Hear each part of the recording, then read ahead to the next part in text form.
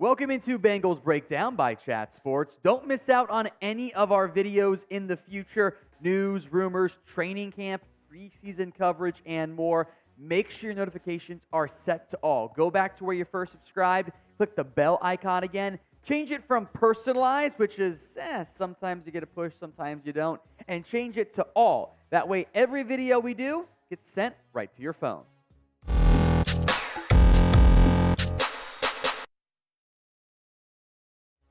We are going to break down the latest Bengals rumors, and yes, that includes a possible T. Higgins trade. Before we even get there, do not get mad at me. I am not trading away T. Higgins. I am not advocating for a T. Higgins trade, but when that type of thing gets suggested by a major outlet, we are going to cover it. So Bleacher Report has again suggested the team could trade T. Higgins before the year, despite, frankly, an all-time quote from Duke Tobin along the lines of, go get your own receiver. The Bengals have said they will not trade T. Higgins, and they want to extend him. Now, I do understand why at some capacity it makes sense for other teams to have interest, because a trio of Higgins and Chase and Burrow is going to be insanely expensive. Even if you structure the deal correctly, you're looking at it on a per-year basis, you're going to blow by $100 million, I would think. You could even be beyond that on an average per-year basis. But I think it's worthwhile because that trio is among the best in the NFL. Now, this was the Bleacher Report trade idea. The Bengals get a first-round pick, a second-round pick next year, and a 2025 third-round pick. The Giants, who are still searching for their own splash wide receiver impact player, would then, of course, end up getting T. Higgins. All things considered, that is a strong offer for T. Higgins, in large part because of what he's done so far in his NFL career. Higgins has caught 74 passes each of the last two seasons. He's been a 1,000-yard receiver both of those years, was just shy of that figure back in 2020. This is basically a 1,000-yard receiver on a consistent basis who's going to get you around 74 catches, get you about 14 yards per catch. That trio, Higgins, Chase, and Burrow, work oh so well together. The potential problem, why it keeps getting floated out there, is the money. You know, if Higgins was a second-year player, this would not be much of a conversation. But you got to figure Justin Jefferson will probably beat Tyreek Hill's average per year, which I will make note the Tyreek Hill contract is fake. The last year to boost those numbers, Hill himself said he's going to retire after. I'm not sure he actually gets that money when it's all said and done. It's very much a backloaded deal. But Devontae Adams, Cooper Kupp still getting massive money there. You got to figure Chase is going to command 30. And given what they've done across their careers, guys like Terry McLaurin, DJ Moore, Keenan Allen, and when T. Higgins would get paid relative to those guys, he could command $25 million. He absolutely could if it were on the open market. Maybe he takes a little bit less, but I don't think the Bengals would trade Higgins. I think they would rather pay him. So what would you guys do? I think I know the answer, but we'll allow it to be a democracy-led mindset here on the show.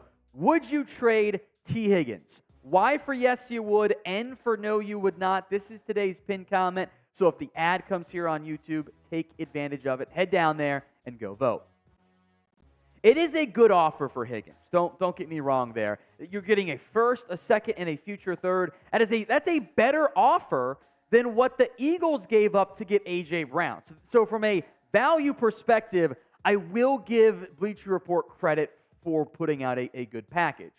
And if the Bengals were rebuilding, I think I'd take it, actually. The issue is you're not rebuilding. You're a top 5 contender to win a championship. Trading away T. Higgins doesn't help you this year. Yeah, you get 2 extra picks that can help you rebuild and reset down the road and help replace some players you're losing. But Duke Tobin has said that the Bengals aren't trading away players who might not be here next year because they want to win right now. That is T. Higgins in every sense of the word. So no, I would not do that deal if I were Cincinnati. Some more updates, I think very intriguing ones, by the way, on Joe Mixon. So Paul Dehner of The Athletic is very much convinced the Bengals will not be keeping Mixon at his current contract tip. Mixon is due $10.10 million and $10.38 million in cash, new money basically, over the next 2 years. Now, so far, the Bengals have stuck by Joe Mixon this offseason. They've backed him at all the off-the-field stuff, and they have not shown public interest in a renegotiation. Despite that, Dehner on the Cincinnati Bengals Talk YouTube channel, friends of the show, had this to say about Mixon. There's just no way. They're not going to keep Joe Mixon at $12.8 million against the cap when they're trying to do what they're trying to do. A restructure needs to be done. It needs to be figured out. They need to figure out that between both sides. We know where that market has resettled at, and it ain't $12.8 million in cap and $10 million in cash. Not for Joe Mixon. That's not a rip on Joe Mixon necessarily. It's just to point out what paying a back should look like today. Dehner continued, they're going to try to figure out an answer that works for both sides.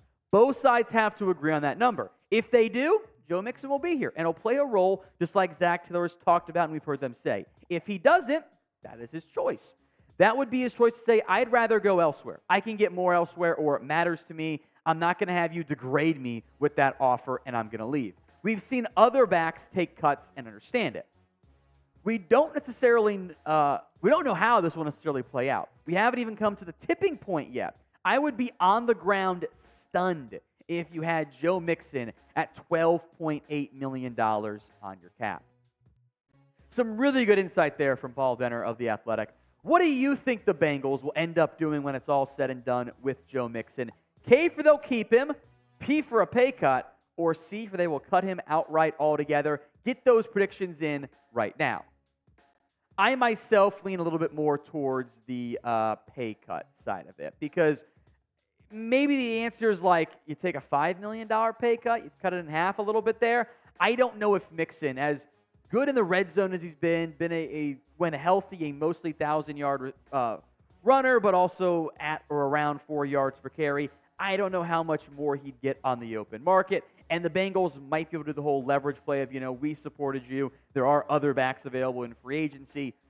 But Mixon's also the best back right now on this Bengals roster. Travion Williams is there. Chase Brown, I like him long term. I would wonder if Travion Williams can be your Samaje Perine replacement, namely as a pass blocker on third downs. I also wouldn't mind using Mixon more in the passing game, but I digress there. I would just say I would be surprised if Mixon was outright cut. We have a deal for you guys. Bengals hats are on sale. Chatsports.com/Bengals hats, up to 40% off, and all types of styles, fits, brims, and some specialty items. That includes the t-shirt combo pack with a hat for you Bengals fans out there. I actually bought this for my dad one year, not this past year, but previously, because he's a diehard Bengals fan. If you've been enjoying the Joe Burrow headband style, well, you can rock your own as well. That's available and on sale.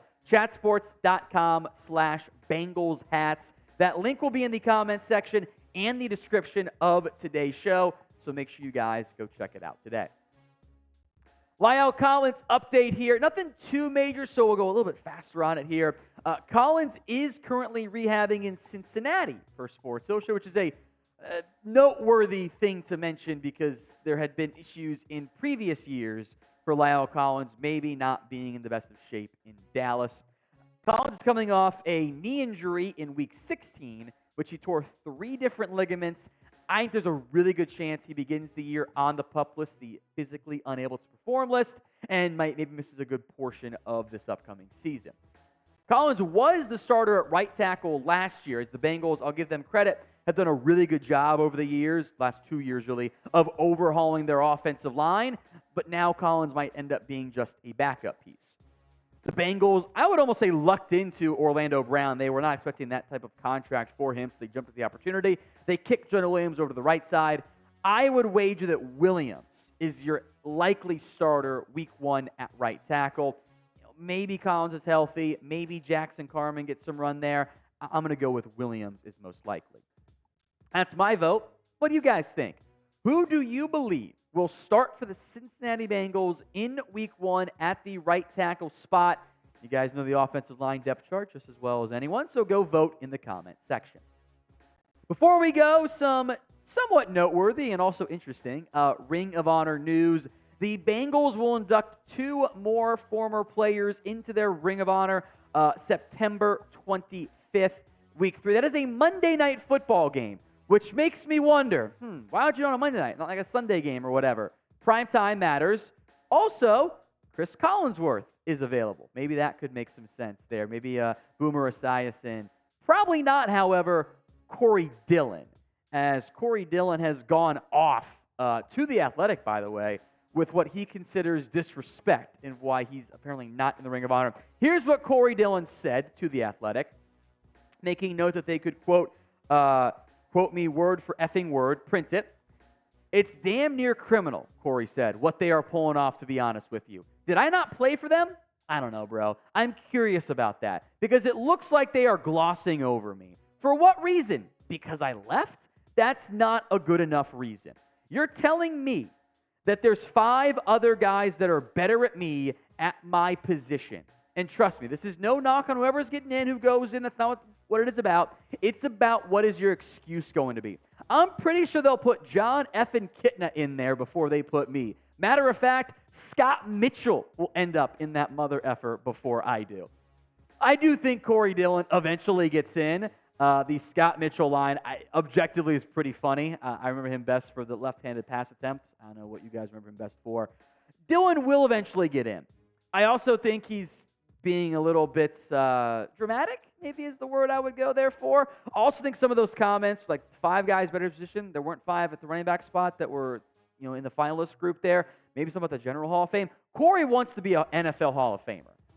I don't know if he's actually an NFL Hall of Famer, however. I think he is a great candidate for the Hall of Very Good and should be a Ring of Honor member. But for the NFL Hall of Fame, should he get in?